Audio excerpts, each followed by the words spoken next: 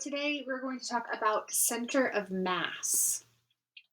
So we know that if we toss a object into the air that we can call a point mass, it's going to follow a parabolic path. We talked about this with projectile motion, right? So we're going to treat like a ball or any object that we can treat as a point mass as a particle.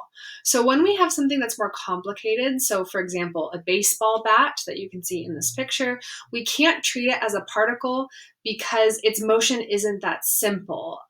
It has a different mass distribution, right? Its mass distribution is not completely uniform here, okay? So because its size and shape is not simple, its motion's not that simple. However, there is one point that does follow that parabolic path, and we call that the center of mass. Now, you might have heard a term center of gravity as well. Center of mass, center of gravity, they're the same thing. So the center of mass of a system of particles is the point that moves as though, number one, all of the system's mass were concentrated there, and number two, all external forces are applied there. You might have seen something like this before. It's a little toy, and the reason that you're able to balance that little eagle on your finger like that is because those wings are very, very heavy. So the center of mass is actually at that beak, even though it doesn't really look like it.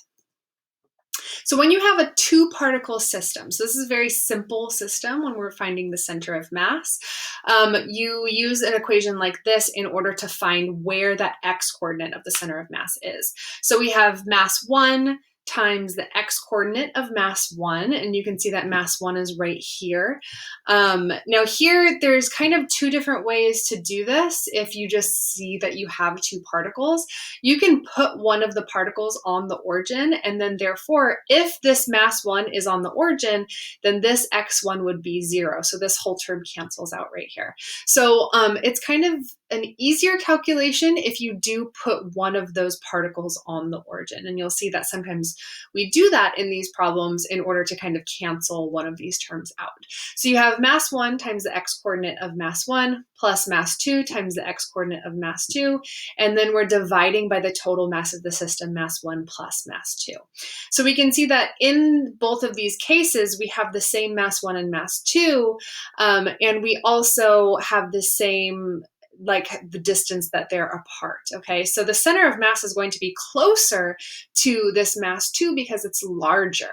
And that just makes sense, right? Because since mass 2 is larger, then our center of mass coordinate will also be larger.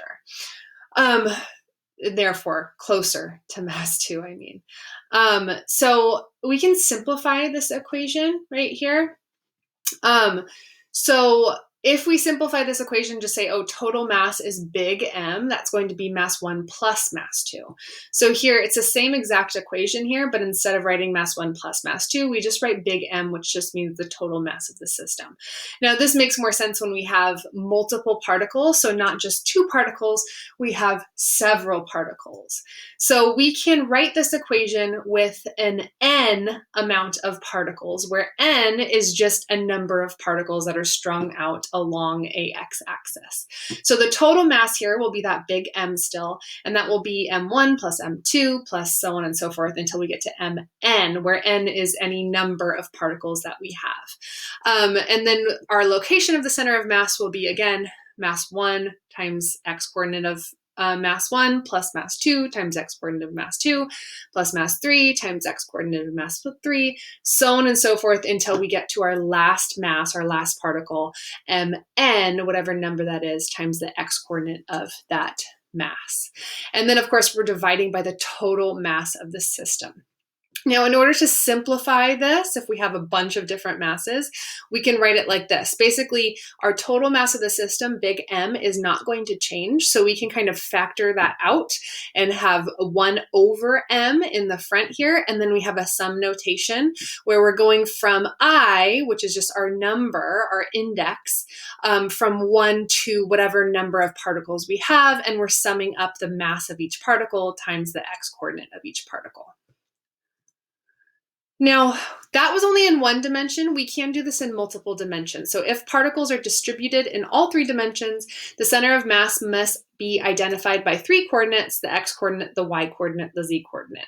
Of course, we take these all separately, just like we always do, and then we can identify the center of mass in the unit of language of unit vector notation, where this is our position vector of the center of mass, because we know the center of mass is going to be a certain position, x, y, z coordinate, and of course we know x is the I hat, y, j hat, z, k hat.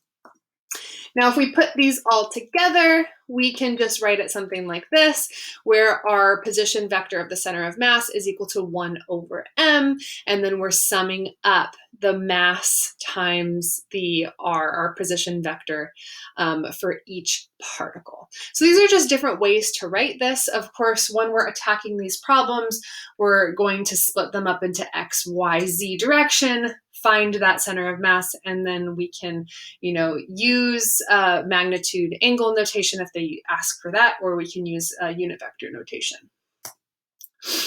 Now, those were all for systems of particles that are just a bunch of different particles. Now, when we have something like a solid body, it's going to be a little bit different. So an ordinary object, like a baseball bat, contains so many particles that we have to treat it like a continuous distribution of matter. Those particles are becoming differential mass elements dm, the sums become integrals, and the coordinates of the center of mass are then defined by these equations here. So it's the same type of equation, but instead of sums, remember, they're becoming integrals because now we have a continuous body.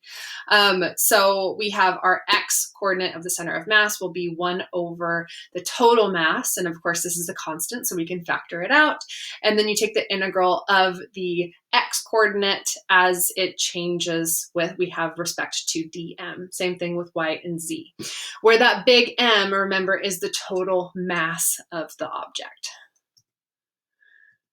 So we can only really use those equations that I just showed you if we have a uniform density. And remember, density, volumetric density, we denote by rho. It's this little fancy P here. That's a Greek letter called rho, R-H-O.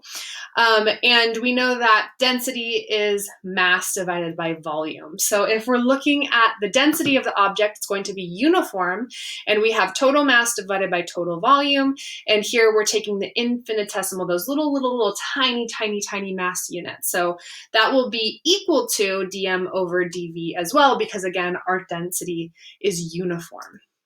So where dV is the volume occupied by mass element dm, remember these are little tiny elements here, and V is the total volume of the object, big M is the total mass of the object.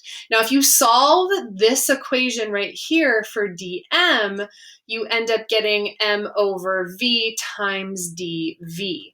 And then what you can do there is you can just substitute that in for your dm in the previous equation that I showed you on the previous slide. And then because of that, you can then simplify and you can use volume instead of mass if you're given that in these equations as well. And we'll actually use this when we talk about something called rotational inertia. I'll use something like this. Now, of course, this is using volumetric density. There is also something called area density and linear mass density. And again, when we talk about rotational inertia and how to derive the rotational inertia of something in that unit, then we will actually use this in order to do that. So we'll come back to it. All right, some special considerations here. When you have an object that's symmetrical, it actually makes our life a little bit easier. So we can bypass one or more of the integrals if an object has a point or a line or a plane of symmetry. So something like a uniform sphere, we know that the center of mass of that object is just going to be in the very center because it's symmetrical all around, right? So that makes our job really, really simple. If we have something like a cone, we know that it has symmetry on that y-axis, right? So because of that, we can then also use that and it'll make our job a little bit more simple. And then last but not least, Center of mass can also be outside an object, which is very interesting. So it doesn't always have to lie within the object. Something like a donut, the center of mass will be in the little hole where there's nothing there. A horseshoe, it'll be in the middle of that ring, that horseshoe, or a high jumper. If you guys ever have seen a high jumper before, I actually used to high jump in high school. I was very bad at it, but it was pretty fun. But there's this thing called the Fosbury flop. And the reason that high jumpers do this, they bend over that high jump bar backwards, is because they're actually dropping their center of mass below the bar. And because of that, we know that with a center of mass, all of that mass, we can pretend like it's concentrated there. So you actually need less energy if we're talking about something like conservation of energy, right? You're going to have kinetic energy going up. It's going to become potential energy. If you don't have to get your center of mass above the bar, you don't need as much energy in order to get over the bar like this, which is why they started doing the Fosbury flop, because again, that center of mass is actually below that high jump bar.